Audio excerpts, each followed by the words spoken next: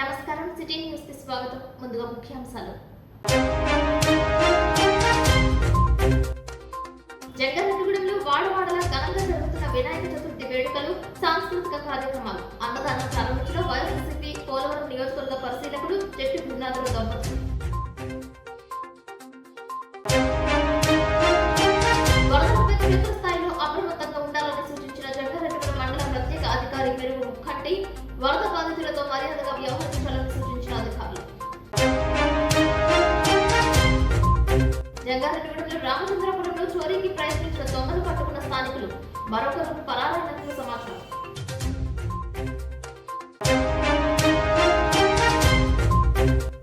Jangareddygudem circle inspector గా బాధ్యతలు స్వీకరించిన మోహన్ కృష్ణ, ఫ్రెండ్లీ పోలీసింగ్ విధానమే తన లక్ష్యం అంటున్న సిఐ మోహన్ కృష్ణ.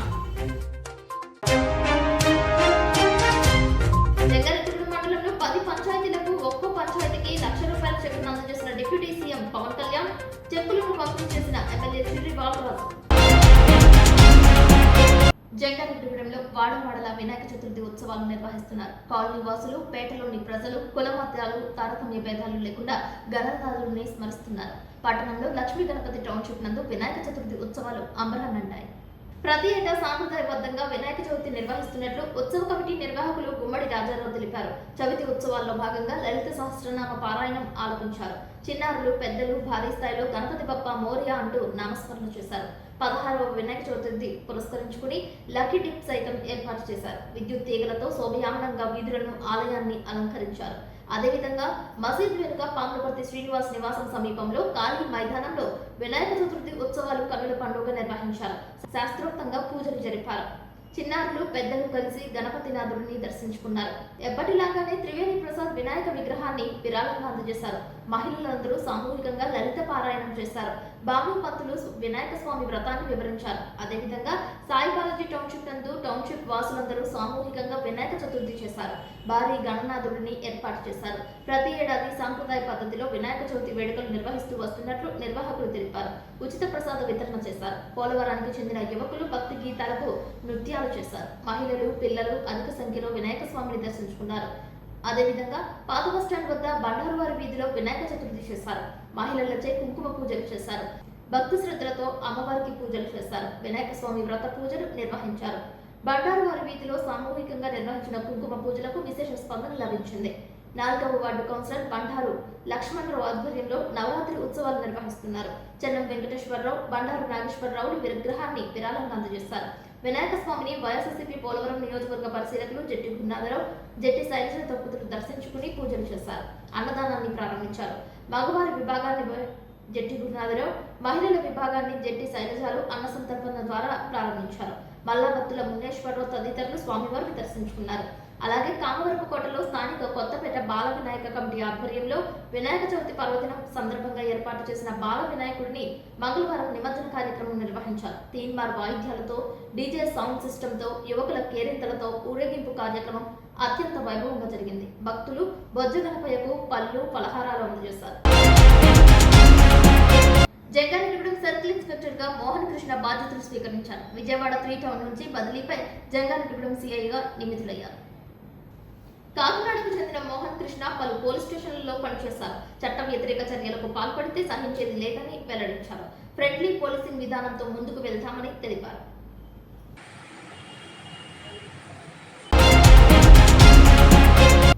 కామవరపు కోటలో ఇటీవల మృతి చెందిన రమేష్ కుటుంబానికి దాతలు అందజేసిన ఆర్థిక సహాయాన్ని రమేష్ కుమారుడు సాయికి అందజేసినట్లు సహాయ foundation trust chairman Veeramalla Madhu తెలిపారు.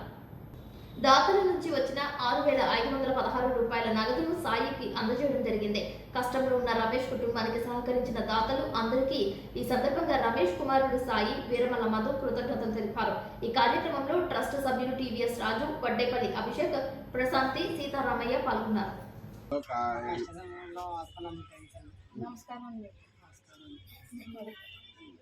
చెప్పు, నువ్వు కూడా చెప్పచ్చు. ఏం కాదు, ఇది అందరూ మనకి ప్రేమతో చేసింది, చెప్పింది, ఇది అందరు ఇచ్చింది. జంగారెడ్డిగూడెం మండలం పట్టణపాలెం గ్రామంలో ఉన్నటువంటి వంతెన నిర్మాణం పూర్తి చేయాలని సిపిఎం పార్టీ ఆధ్వర్యంలో నిరసన కార్యక్రమం చేశారు. ఈ కార్యక్రమానికి మండల కార్యదర్శి ఎం జీవరత్నం అధ్యక్షత వహించగా మండల కమిటీ సభ్యులు సూర్యకిరణ్, జోడే సూర్యచంద్రరావు మాట్లాడుతూ ఏజెన్సీ ప్రాంతాలకు ప్రధాన రహదారి అయిన పట్టణపాలెం వంతెన నిర్మాణం పూర్తి చేయడంలో ప్రభుత్వాలు విఫలమవుతున్నాయని ప్రజలు ఆవేదన వ్యక్తం చేస్తున్నారు. ఏజెన్సీ ప్రాంతంలో ఉన్నటువంటి గిరిజన దళితులు ఏజెన్సీ ప్రాంతాల నుండి విద్య, వైద్యం కొరకు జంగారెడ్డిగూడెం పట్టణం రావాలంటే అనేక ఇబ్బందులు పడుతున్నారని వాపోయారు. ఈ వంతెన పూర్తి కాకపోవడంతో వచ్చే వరద నీటి ప్రవాహానికి గతంలో సుమారు 10 మందికి పైగా ప్రాణాలు కోల్పోయారని ఆవేదన వ్యక్తం చేశారు. తక్షణమే 2 నియోజకవర్గాలకు సంబంధించిన చిత్రపూడి నియోజకవర్గ శాసనసభ్యులు స్పందించి ఈ ప్రధాన వంతెన నిర్మాణాన్ని పూర్తి చేయాలని కోరారు. ఇప్పటికే ఈ బ్రిడ్జి నిర్మాణంపై సిపిఎం పార్టీ ఆధ్వర్యంలో ఎమ్మెల్యేలకు ప్రజా సమస్యల పరిష్కారం కోసం వినతి పత్రాలు అందించామని తెలిపారు. తక్షణమే స్పందించి వంతెన నిర్మాణం పూర్తయ్యేందుకు తగు చర్యలు తీసుకోవాలని, లేని పక్షంలో సిపిఎం పార్టీ ఆధ్వర్యంలో ఆందోళన చేపడతామని తెలిపారు. పూర్తి చేయాలని చెప్పి సిపిఎం పార్టీగా డిమాండ్ చేయడం జరుగుతూ ఉంది. ఏదైతే ప్రభుత్వాలు గత 20 సంవత్సరాలైనటువంటి నిర్మాణాన్ని పూర్తి చేయకపోవడం దుర్మార్గం. ఇటీవల ఉన్నటువంటి ప్రభుత్వాలు కూడా ఇక్కడ 10 నుంచి 20 మంది కూడా ప్రమాదాలకు గురయ్యి చచ్చిపోయారు. అదే క్రమంలో ఏదైతే గుబ్బలమాంగమ్మ గుడికి ప్రధాన రహదారి, అదే క్రమంలో ఇటు రానున్న కింద ఉన్నటువంటి ఏజెన్సీ ప్రాంతాలు, గిరిజన ప్రాంతాలకు హాస్పిటల్కి కానీ విద్యా వైద్యానికి కానీ రావాలంటే అనేక ప్రమాదాలు జరుగుతూ ఉన్నాయి. ఆ ఒక పక్కన బుట్టాయిగూడానికి సంబంధించిన వంతెన దుర్మార్గంగానే ఉంది. ఇది 15-20 సంవత్సరాల మట్టి కూడా ఇది కూడా చాలా అంధకారంగా ఉంది. ప్రభుత్వాలు మారిన ప్రజా సమస్యల మట్టికి పరిష్కరించడంలో విఫలమవుతున్నారు. తక్షణమే ఏదైతే 2 నియోజకవర్గాలకు సంబంధించిన, ఒకటి జంగారెడ్డిగూడానికి చింతలపూడికి సంబంధించిన ఎమ్మెల్యే గారు, రెండోది పోలవరం సంబంధించిన సిరిబాలరాజు గారు కూడా తక్షణమే స్పందించి ఈ పట్టినపాలెం బ్రిడ్జి వంతెన నిర్మాణం పూర్తి చేయాలని, లేని పక్షంలో సిపిఎం పార్టీ ఆధ్వర్యంలో పట్టినపాలెం ఇతర గ్రామాల్లో ఉన్నటువంటి గిరిజన దళితుల్ని ఐక్యం చేసి పోరాటాలు నిర్వహిస్తాం. అదే క్రమంలో ఆర్డీఓ ఆఫీస్ దగ్గర కానీ, కలెక్టరేట్ దగ్గర కానీ ఎక్కువ సంఖ్యలో వంట వార్పు కార్యక్రమం కూడా ఈ బ్రిడ్జి నిర్మాణం పూర్తయినంత వరకు కూడా పోరాటం చేస్తామని సిపిఎం పార్టీగా డిమాండ్ చేస్తా ఉంది. వరద ప్రాంత ప్రజలను, రైతులను ప్రభుత్వం అన్ని విధాలా ఆదుకోవాలని సిపిఎం జిల్లా కార్యదర్శి ఏ రవి కోరారు. పెదపాడు మండలంలో గోగుంట, వసంతవాడ వరద ప్రాంత గ్రామాలలో సిపిఎం జిల్లా నాయకుల బృందం పర్యటించింది. గోగుంట ఎస్సీ కాలనీలో ప్రతి ఇంటికి వెళ్లి వరద బాధితులను పరామర్శించి వరద నష్టం యొక్క వివరాలను, వరద బాధితులను అడిగి తెలుసుకున్నారు. వసంతవాడ హై స్కూల్లో వరద బాధితుల శిబిరాన్ని సందర్శించారు. వరద వల్ల తీవ్రంగా నష్టపోయామని వరద బాధితులు సిపిఎం నాయకుల వద్ద వాపోయారు. ఇళ్లలో వరద నీరు చేరడంతో ఇంటి సామాన్లన్నీ పాడైపోయాయని ఆవేదన వ్యక్తం చేశారు. ఈ సందర్భంగా ఏ రవి మాట్లాడుతూ వరద ప్రాంతాల్లో ప్రజలు ఇబ్బందులు వర్ణనాతీతమని ఆందోళన వ్యక్తం చేశారు. బుడమేరు వరద ఫలితంగా ప్రజలు, రైతాంగం తీవ్రంగా నష్టపోయారని చెప్పారు. ఇళ్లలో ఉన్న మొత్తం సామాన్లు సైతం పాడైపోయాయని, తీవ్ర నష్టం జరిగిందని వివరించారు. పంటలు సైతం దెబ్బతిన్నాయని, పేద రైతులు, కౌలు రైతులు నష్టపోయారని అన్నారు. వరద వల్ల జరిగిన నష్టాన్ని వెంటనే అంచనా వేసి పూర్తి స్థాయి పరిహారం చెల్లించాలని కోరారు. సిపిఎం జిల్లా కార్యదర్శి వర్గ సభ్యులు డిఎన్విడి ప్రసాద్, జిల్లా కమిటీ సభ్యులు కె శ్రీనివాస్, రామకృష్ణ, సిపిఎం నాయకులు గుండపనేని సురేష్, షేక్ కరీముల్లా, వరద బాధితులు తానికి రాయప్ప, ఎలిజబెత్ రాణి, డోల సుబ్బారావు, రాజు పాల్గొన్నారు. బుడమేరు వరద వల్ల ఈరోజు ఈ పరిస్థితి అనేటువంటిది ఈ గోగుంట ఎస్సీ కాలనీలో తలెత్తినటువంటి పరిస్థితి చూస్తున్నాం. మరి ప్రభుత్వాలు అనేక సందర్భాల్లో, వరదల సందర్భంలో, ఇలాంటి ముంపు సందర్భాల్లో అనేక మాటలు చెప్తూ ఉన్నారు. కానీ పరిష్కారం అనేటువంటిది, శాశ్వతమైనటువంటి పరిష్కారాలు చేపట్టట్లేదు. ఫలితంగా ఇటువంటి ముంపు సమస్య వస్తుంది. మరి ఇక్కడ చేపల చెరువులు విపరీతంగా ఇష్టానుసారం తవ్వుతూ ఉన్నారు. వీటన్నింటి ఫలితంగానే ఈ రోజున ఇటువంటి పరిస్థితి అనేటువంటి దాపరిస్తుంది. ఇప్పటికైనా రాష్ట్ర ప్రభుత్వం అధికారులు స్పందించి ఇటువంటి ముంపు ప్రాంతాలు ఏవైతున్నాయో ముంపు ప్రాంతాల్లో ఉన్నటువంటి ఇబ్బందుల మీద దృష్టి సారించాలి. రెండోది, ఏ రవి, సిపిఎం ఏలూరు జిల్లా కార్యదర్శి. ఈరోజు సిపిఎం పార్టీ నాయకత్వ బృందం పెదపాడు మండలం గోకుంట ఎస్సీ కాలనీలో ఉన్న పరిస్థితిని స్వయంగా చూసి పరిశీలన చేసి వీటి పరిష్కారానికి ప్రభుత్వాన్ని కోరడం కోసం పర్యటన చేశాం. ఇక్కడ పరిస్థితి చాలా దయనీయంగా ఉంది. ఇక్కడ దాదాపు వారం రోజుల నుంచి వీళ్ళు వరదల్లో మగ్గిపోతూ ఉన్నారు. మోకాలు లోతు కాకుండా ఆఖరికి నడుము లోతు నీళ్లు కూడా వీళ్ళు ఇబ్బందులు పడ్డారు. ఇప్పుడు ప్రభుత్వం కొంతమందిని అక్కడికి తరలించింది. అయితే వీళ్ళు శాశ్వత పరిష్కారం కోరుకుంటున్నారు. ప్రభుత్వం కూడా ఆ దిశగా ఆలోచించాల్సిన అవసరం ఉంది. కేవలం ఇక్కడ గోకుంట కాలనీ అనే కాదు, ఈ పరిసర ప్రాంతాలన్నీ కూడా బుడమేరు కానీ ఇతర ఏర్లన్నీ కూడా సరిగ్గా ప్రవహించే తీరు, దాని మొత్తం వ్యాసార్థం కుంచుకుపోయింది. మా ఇరుకు ప్రదేశం అవటం వల్ల నీళ్లు వేగంగా ప్రవహించలేని పరిస్థితి ఏర్పడింది. డ్రైనేజీ వ్యవస్థ కూడా మొత్తం నాశనం అయిపోయింది. ఈ నీళ్లు వెళ్లే మార్గం లేక ఈ రకంగా కాలనీలు పల్ల ప్రాంతాల్లోకి పడిపోతున్నాయి. కాబట్టి ఆ డ్రైనేజీ వ్యవస్థని, ఏర్లకు సంబంధించిన సక్రమంగా వెళ్లే పరిస్థితిని పునరుద్ధరించాల్సినటువంటి అవసరం ఉంది. ఆ రూపంలో వాళ్ళ దృష్టి సారించాల్సిన అవసరం ఉంది. అలాగే ఇక్కడ వరదకి గురైనటువంటి గోగుంట ఎస్సీ కాలనీ ప్రజానికానికి ప్రత్యామ్నాయం మెరక ప్రాంతంలో నిర్మించాలని వాళ్ళు కోరుతున్నారు. దాన్ని ప్రభుత్వం పరిశీలన చేయాలి, లేదా అసలు ఇక్కడ వరదలు రాకుండా ఉండే దానికి సంబంధించిన పరిష్కార మార్గం చూడాలి. అలాగే ఇళ్ళు మరమ్మతు చేసుకోవడం కాదు, ఇప్పటికే ఇళ్ళన్నీ కూడా దారుణంగా దెబ్బతిన్నాయి. ఇప్పటికే కొంతమంది రిపేర్లు చేసుకున్నారు, కానీ చాలా ఇళ్ళు మొత్తం పాడైపోయినాయి. కాబట్టి మళ్ళీ పూర్తిగా తొలగించి ప్రభుత్వమే మళ్ళీ పూర్తిగా పక్కా ఇళ్ళు శాశ్వత పద్ధతిలో నిర్మించాల్సినటువంటి మెరక పద్ధతిలో నిర్మించాల్సినటువంటి అవసరం ఉంది. ఇలాగే వరదలు ఇప్పుడు రైతులు వ్యవసాయాలు దెబ్బతిన్నాయి, కూలీలకు పనులు లేకుండా పోయినాయి. కాబట్టి వాళ్ళకి భోజనాలు ఏర్పాటు చేయడంతో పాటు వాళ్ళకి పరిహారం ఇచ్చే దానికోసం, అలాగే వాళ్ళ ఆరోగ్యాన్ని సరిదిద్దేదానికి ఉచిత వైద్య శిబిరాలు నిర్వహించే దానికోసం కూడా ప్రభుత్వం పూనుకుని చర్యలు తీసుకోవాలని చెప్పేసి మేము కోరుతాం. మొత్తం ఎన్ని కుటుంబాలు ఇక్కడ? మొత్తం 70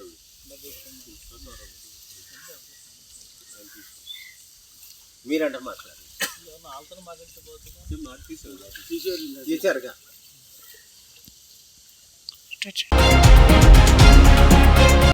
జంగారెడ్డిగూడ మండలంలో 10 పంచాయతీలకు ఒక్కో పంచాయతీకి ₹1,00,000 చెక్కులను అందజేశారు. పట్టణంలో సూర్య ఫంక్షన్ హాల్ నందు డిప్యూటీ సీఎం పవన్ కళ్యాణ్ గ్రామాలకు ప్రకటించిన ₹1,00,000 చెక్కును అందజేశారు. ఈ కార్యక్రమంలో Janasena party Polavaram MLA Chirri Balaraju, DCCB chairman Karatam Rambabu, నాయకులు గడ్డమడుగు రవికుమార్, కరాటం సాయి, మేక ఈశ్వరయ్య, రాహుల్ కృష్ణ, కొప్పాక శ్రీనివాసరావు పాల్గొన్నారు. ఈ సందర్భంగా పవన్ కళ్యాణ్ చేస్తున్న కృషిని, దాతృత్వాన్ని వక్తలు కొనియాడారు. కూటమి ప్రభుత్వం ఆధ్వర్యంలో రాష్ట్రాభివృద్ధి మరింత ముందుకు సాగుతుందని ఆశించారు.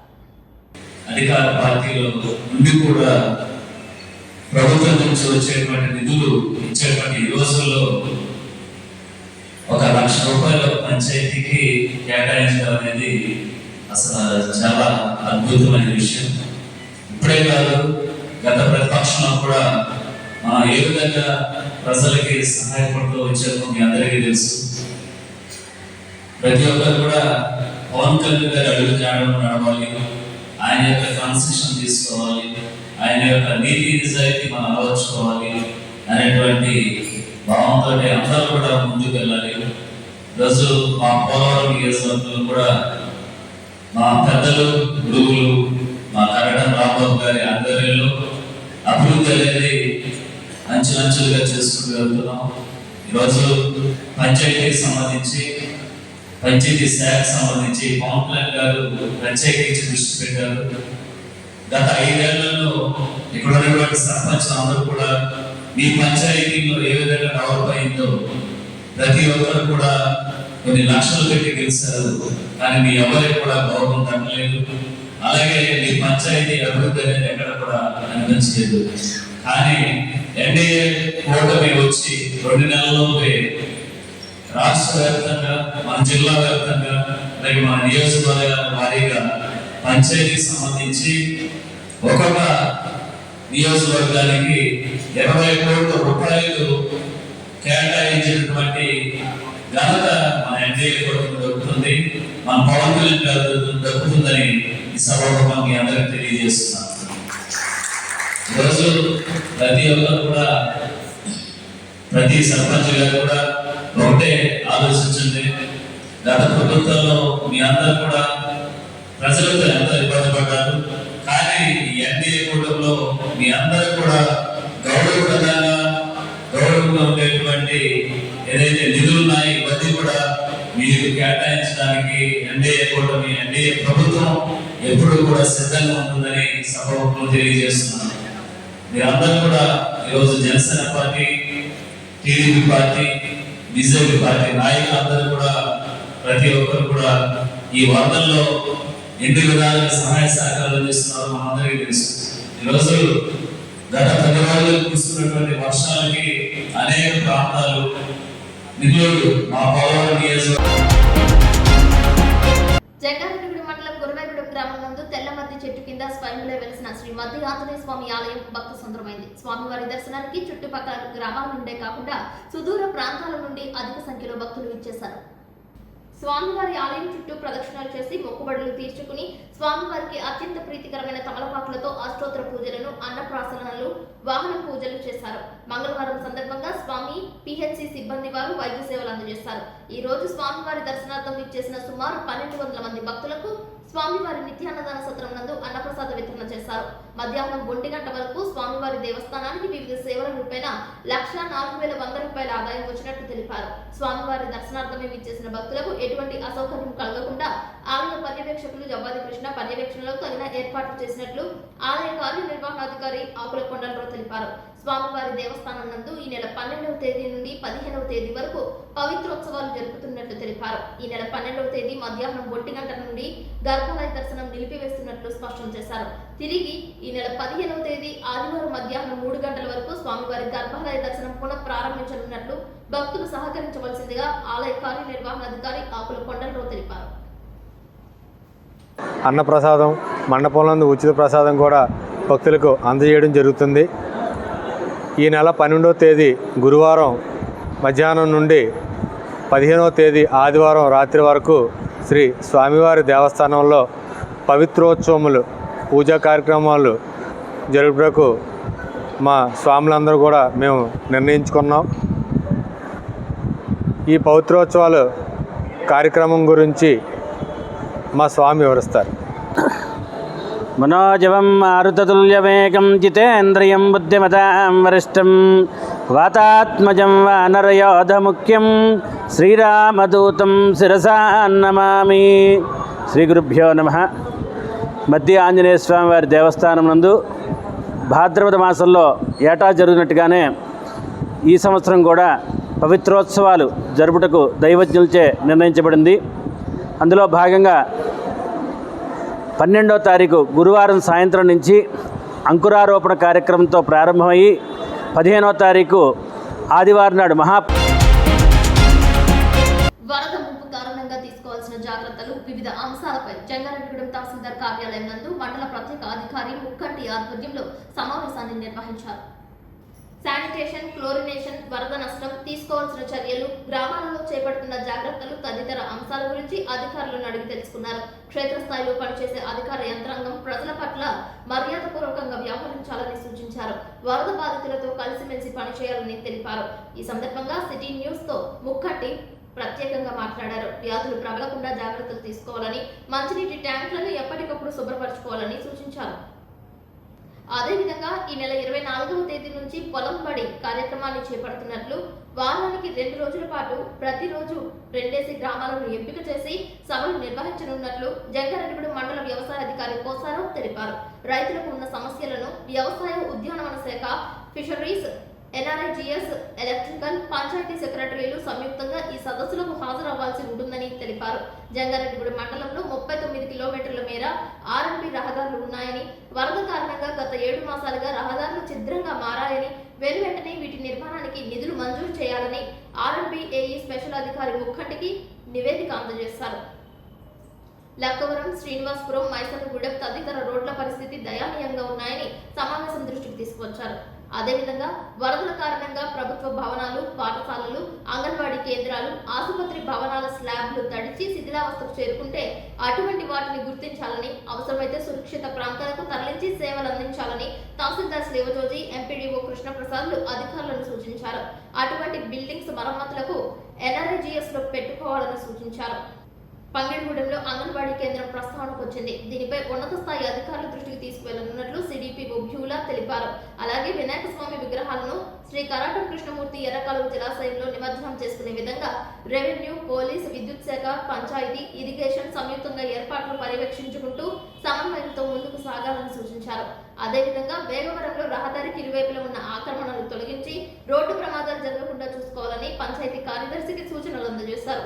అవసరమైన విద్యుత్, పంచాయతీ నీరు సరఫరా తొలగించాలని, ప్రమాదాల నివారణకు చర్యలు చేపట్టాలని కోరారు. ఇప్పుడు కాసేపు ప్రకటనలు చూస్తూనే ఉండండి city news.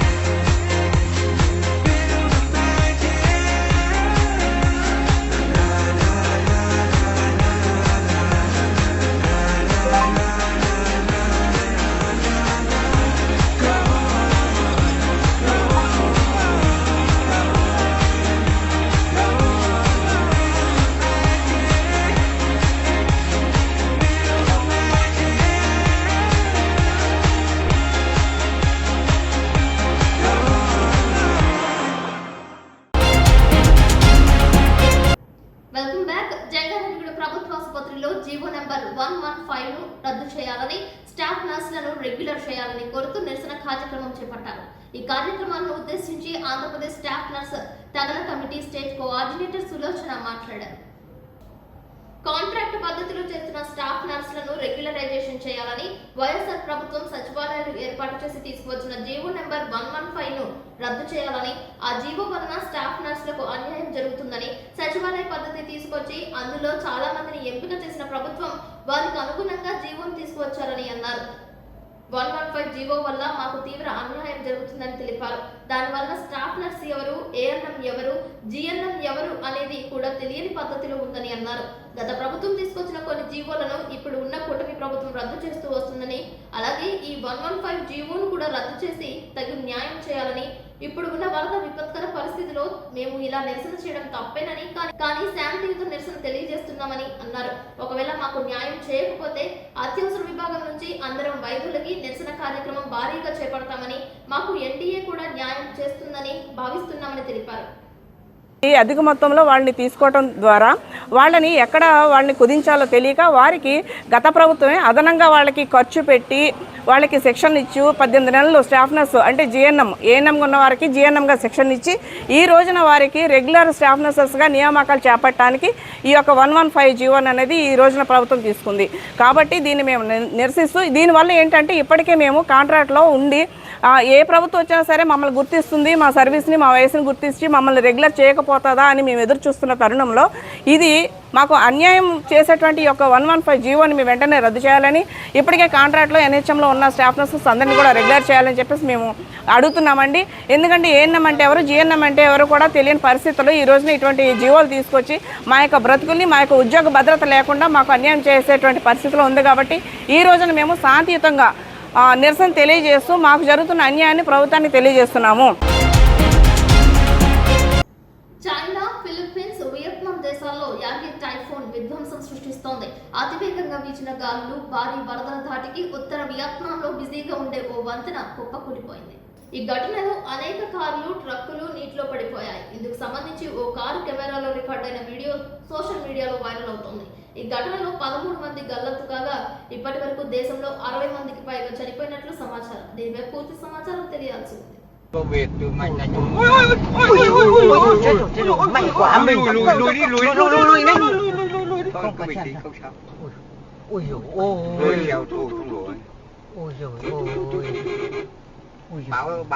đi may mình chụp chết nữa, đúng là chỗ thật không.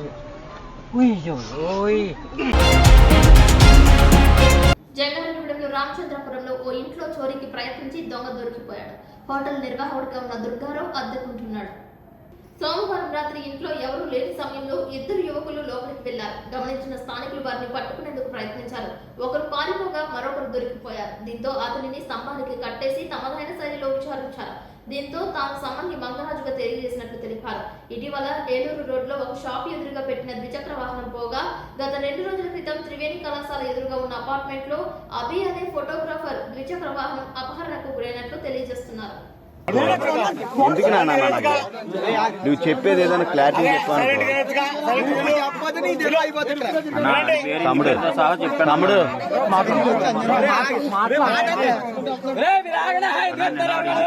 ఇంటి కూడా చెప్పాను. జంగారెడ్డిగూడెం కోత చెప్పు. నేను ఇంకొక రోడ్డు ఆడి పేరు చెప్తున్నాను. నన్ను చెప్పనే ఉన్నాను బాబు, నేను చెప్తున్నా.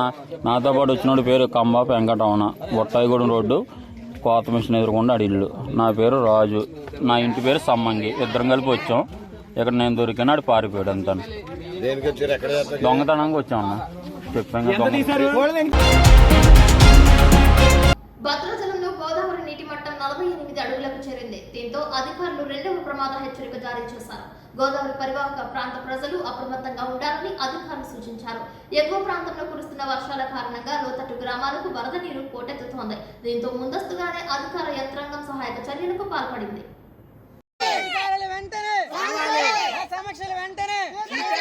అధికారులు వెంటనే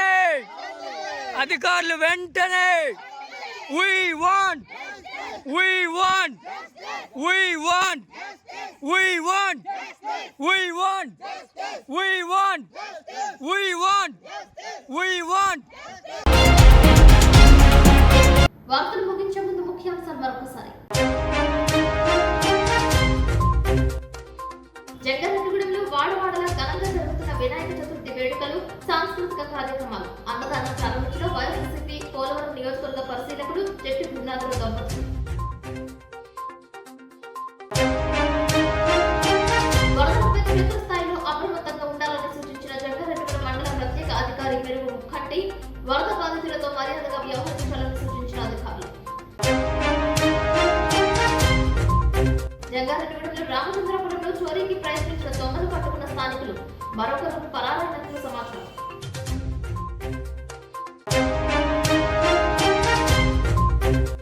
జంగారెడ్డిగూడెం సర్కిల్ ఇన్స్పెక్టర్ గా బాధ్యతలు స్వీకరించిన మోహన్ కృష్ణ, ఫ్రెండ్లీ పోలీసింగ్ విధానమే తన లక్ష్యం అంటున్న సిఐ మోహన్ కృష్ణ. జంగారెడ్డిగూడెం మండలంలో 10 పంచాయతీలకు ఒక్కో పంచాయతీకి ₹1,00,000 చెక్కును అందజేసిన డిప్యూటీ సీఎం పవన్ కళ్యాణ్, చెక్కులను పంపిణీ చేసిన ఎమ్మెల్యే చిర్రి బాలరాజు.